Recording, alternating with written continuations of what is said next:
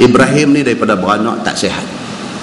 Daripada beranak tak sihat, Nabi bagi satu orang yang bernama Ummu Saif belah dia, bagi susu ke dia, apa semua Nabi bagi Ummu Saif. Ummu Saif ni laki dia Abu Saif, kerja pandai besi, kerja duk buat besi, duk buat parang, buat pisau macam tu, dia pandai besi.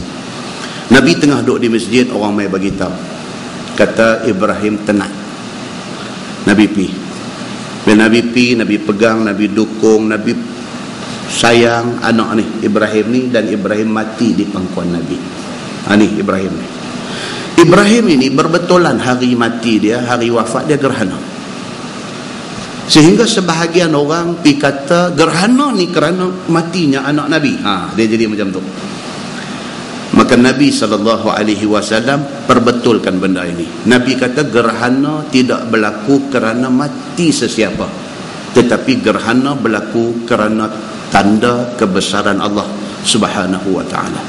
Planet alam cakrawala ni satu alam yang cukup hebat. Dalam kehebatan dia ni, Tuhan dah buat dah, dia ada timing masa dia, Tuhan dah buat dah. Dia main satu time, dia akan duduk satu garisan yang boleh membawa kepada sama ada gerhana matahari ataupun gerhana bulan. Tengok position masing-masing ni di mana. Benda tu berlaku nak bagi tahu dekat kita bahawa itu tanda kebesaran Allah. Allah yang mengaturkan perjalanan planet-planet ni semua. Allah boleh atur dia bagi berjalan pada rel dia, dan Allah juga boleh bagi dia derail. Dia nak buat yang tu. Bila Allah nak bagi ni semua ni jadi derail dan jadi tergelincir keluar daripada rel dia, bila kiamat. Bila sampai hari kiamat, Allah akan lepas alam cakrawala ni berjalan ikut suka dia. Jadilah filem orang putih 2012 dia jadi. Ini benda dia. So bila berlaku sahaja fenomena gerhana ini, orang Islam disuruh semayang dan diakhiri semayang itu dengan satu khutbah yang konten isi kandungan khutbah itu ialah bagi tahu kebesaran Allah Subhanahu wa ta'ala, dan bagi tahu kata kalau Allah boleh bagi planet ini jalan pada garisan dia, Allah juga boleh menggelincirkan dia.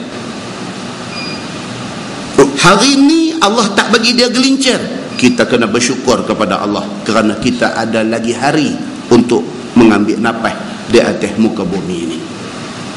Itu konten kepada khutbah sembahyang kusuf ataupun sembahyang gerhana. Ni dia nak beritahu.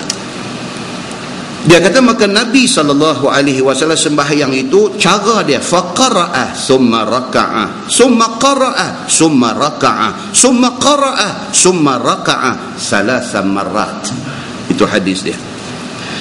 Yang kata sembahyang gerhana itu apa dia? Maka membaca Nabi SAW Fatihah, lepas itu baca surah, kemudian rokok, kemudian bangkit daripada rokok, membaca lagi Fatihah, kemudian membaca lagi surah, kemudian rokok lagi, kemudian bangkit daripada rokok, membaca lagi Fatihah, membaca lagi surah, kemudian rokok lagi, kemudian bangkit daripada rokok. Macam tu yang kata sembahyang gerhana. Sekali lagi kita akan buat satu conclusion bagi nampak terang. Lalu kita baca hadis dulu. Kemudian rokok dia pada kali yang ketiga, kemudian bangun berdiri. Summa sajada sajdataini wal ukhra mislaha. Kemudian daripada dah 3 kali rokok diikuti dengan 2 kali sujud, dan kemudian bangkit pada rakaat yang berikutnya buat serupa yang rakaat pertama tadi. Itu yang dikatakan sembahyang sunat gerhana, dia kata. Kata At-Tirmizi, dan pada bab ini ada riwayat daripada Sayyidina Ali dan Aisyah dan Abdullah bin Amru dan An-Nu'man bin Bashir dan Al-Mughirah bin Syu'bah dan lain-lain lagi. Banyak sahabat meriwayatkan hadis ini. Baik, tuan-tuan buka muka sebelah. Dia kata, katanya lagi, bermula hadis Ibnu Abbas itu hadis yang hasan lagi sahih, dan dikeluarkan dia di dalam Muslim, di dalam sahihnya. Dia tuan-tuan, satu benda yang kita sentiasa nak kena backup dalam kepala kita ni apa dia? Ibadat khusus ni tak boleh reka. Yang tu kena backup siap-siap. Ibadat khusus apa dia? Semayang, puasa, zakat, haji, umrah, ni semua ibadat khusus.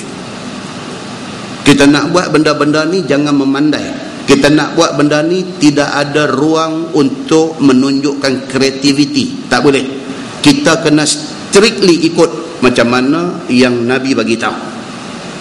Kalau Nabi kata sembahyang gerhana tu macam yang dia sebut tadi, pi takbir Allahu Akbar, baca doa iftitah, baca Fatihah, lepas tu baca surah, lepas tu rakaat Allahu Akbar, bangkit daripada rakaat Allahu Akbar, Allahu Akbar juga bangkit untuk rakaat yang pertama tu Allahu Akbar, bukan sami Allahu liman hamidah, Allahu Akbar, baca lagi sekali Fatihah, baca lagi sekali surah, lepas tu Allahu Akbar rakaat kali yang kedua, bangkit daripada rakaat tu Allahu Akbar juga, bukan sami Allahu liman hamidah, baca lagi Fatihah, baca lagi surah, lepas tu rakaat lagi Allahu Akbar rakaat kali yang ketiga, bangkit daripada rakaat yang ketiga itu sami Allahu liman hamidah.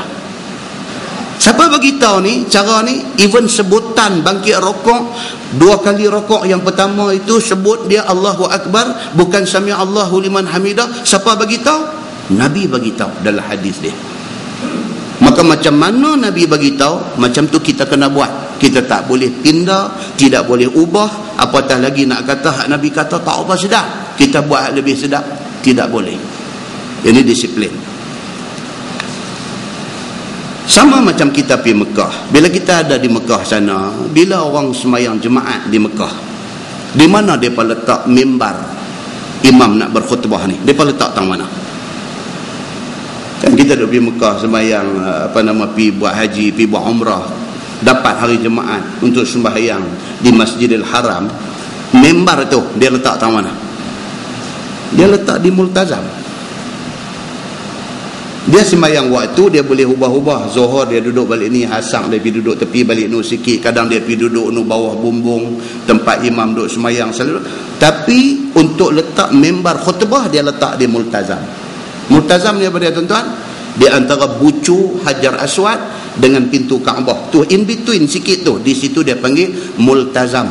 Kawan saya sampai ke Sudah duk sebut multajam. Orang Pulau Pinang dia ingat Bukit Mentajam, dia kata multajam. Saya kata memanglah bucu tu tajam, tapi bukan multajam, multazam kata dia. Oh sorry, esok jumpa tajam balik ya. Dia akan letak mimbar itu di multazam. Pasal apa? Bukan saja-saja di sana ada hadis Nabi sallallahu alaihi wasallam. Hadis riwayat daripada Ibni Abbas, dia kata anna Rasulullah sallallahu alaihi wasallam khatabah. Dia kata wa zahruhu ilal multazam. Nabi sallallahu alaihi wasallam berkhutbah dan belakangnya ialah multazam. Dengan kerana ada hadis ini, maka sampai hari ini bila khutbah di situ dia letak mimbar dia. Boleh tak boleh pergi ubah buatan lain? Dari segi fiqahnya tidak salah, tetapi dari segi sunnahnya letak di situ, itulah sunnah Nabi sallallahu alaihi wasallam. Ini yang kata ibadat ni dia kena macam tu. Dia mai pula satu hadis riwayat daripada Amr bin Shu'aib an abihi an jaddih radhiyallahu anhum qala tuftu ma'a Abdullah ibn Amr falamma faraghna min as-sab' raka'na fi duburil Ka'bah فقلت ألا نتعوذ بالله من النار قال أعوذ بالله من النار قال ثم مضى فاستلم الركن ثم قام بين الحجر والباب فألصق صدره ويديه وخده إليه ثم قال ابن عمر هكذا رأيت رسول الله صلى الله عليه وسلم يفعل. Hadis riwayat Ibnu Majah. Ini saja tips kita ambil, next time kita pergi sana buat benda-benda macam ni. Dia kata apa? Dia kata aku Abdullah Shu'aib bin Abdullah ni, dia kata aku tawaf bersama dengan Abdullah bin Amru. Dia kata, aku tawaf sama dengan dia. Apabila selesai 7 kali tawaf, raka'na fi duburil Ka'bah, kami pergi sembahyang sunat tawaf di sebelah belakang sana, belakang makam Ibrahim. Itu macam mana Nabi buat, macam tu sahabat buat. Kalau sembahyang bukan di belakang makam Ibrahim, di lain boleh tak boleh? Boleh, tidak salah. Tetapi yang afdalnya ialah di belakang makam Ibrahim. Faqultu, kemudian dia kata, ala nata'awwazu billahi minan nar. Boleh tak boleh kalau kita nak berdoa lepas habis tawaf ni, kita nak minta doa kepada Allah supaya kita dijauhkan daripada neraka? Abdullah bin Umar kata boleh, tak ada masalah. Dia pun terus doa. Dia kata, a'udzu billahi minan nar. Ya Allah, minta aku berlindung daripada api neraka. Kemudian tu dia kata, fa'alsaqa sadrahu wa yadayhi wa khaddahu ilaihi. Abdullah bin Umar bin Al-Khattab, anak Sidina Umar Al-Khattab, sahabat yang banyak riwayat hadis daripada Nabi ni, lepas dia berdoa, lepas tawaf, sembahyang sunat tawaf di belakang makam Ibrahim, lepas itu mai dekat multazam ni berdoa. Lepas berdoa, Abdullah bin Umar bin Al-Khattab dia pergi dekat multazam, di antara bucu Hajar Aswad dengan pintu Kaabah tu, dia pergi situ. Dia buat apa? Fa'alsaqa sadrah, dia pergi tempek dada dia di dinding Kaabah. Dia pergi tempek dada dia di dinding Kaabah. Wa yadaihi, tangan dia dia pekuk di dinding Kaabah. Wa khaddahu ilaihi, pipi dia buh balik kanan, buh balik kiri di dinding Kaabah. Itu dibuat oleh Abdullah bin Umar bin Al-Khattab, anak Sayyidina Umar Al-Khattab. Kita ni pergi duduk bergantung di kelambu tu sampai kena bedai dengan polis ada jaga tu kan. Lepas pada buat macam tu, qala bin Umar, dia kata apa? Hakaza ra'aitu Rasulullah sallallahu alaihi wasallam yaf'al. Macam ni, macam aku buat ni, aku tengok Nabi sallallahu alaihi wasallam buat. Dia kata, kita 2-3 kali dah tak dengar lagi hadis ni, maka tak buat lah kan. Sekali lagi ada rezeki pi, try buat. Yang ni dia panggil value added, tambahan nilai kepada ibadat yang kita pi buat. Bila kita tahu benda-benda ni semua, bila kita pi, kita boleh buat balik, tuan-tuan, dia ada satu satisfaction, dia ada satu kepuasan dalam ibadat yang kita buat ni. Dia puas rasa, dia rasa aku buat apa yang aku tahu. Yang itulah satu kemuncak kepada ibadat yang kita buat. Benda-benda ni semua apa tuan-tuan? Semua benda-benda ni mai daripada hadis-hadis Nabi sallallahu alaihi wasallam. Muslimin dan muslimat yang dirahmati Allah sekalian, demikianlah dengan persoalan yang kita baca ni. Apa dia? Sembahyang gerhana kena ikut cara yang ditunjuk oleh Nabi sallallahu alaihi wasallam. Kemudian di situ dia kata gerhana itu daripada apakah kejadiannya, yang tu kita duk tahu dah, kita duk baca dalam maklumat yang ada banyak hari ni. Tuan-tuan boleh masuk dalam haji Google kita, boleh type di sana bagaimana gerhana matahari dia keluar, mai cerita dengan gambar raja, tunjuk kedudukan bulan apa bin, semua tengok, kita faham macam mana berlaku gerhana itu. Tak payah baca kitab ni. Tuan-tuan tengok bawah lagi, gerhana itu satu alamat daripada Allah Subhanahu wa taala. Kata ulama adalah Allah Subhanahu wa taala jadikan matahari gerhana itu bertujuan untuk menakuti hamba-Nya. Itu tujuan. Tuhan lama-lama sekali dia tunjuk dekat kita fenomena alam. Tujuan dia apa? Dia nak remind kita, dia nak threaten kita, dia nak bagi kita ni ada takut dekat dia. Tuan-tuan, sekali dia bagi jadi tsunami. Berapa bulan orang bercakap pasal tsunami. Benda tu dah jadi 60 tahun dulu sebelum kejadian tsunami hak last itu ni, 60 tahun dulu jadi. Selepas 60 tahun dia buat mai lagi sekali. Berbulan-bulan orang duk bercakap pasal tsunami. Satu sahabat saya orang kaya duduk dekat kondo dekat Batu Feringgi, rumah kira sea view, beli rumah pun million-million. Dia melihat fenomena ini, telefon mai kat kita.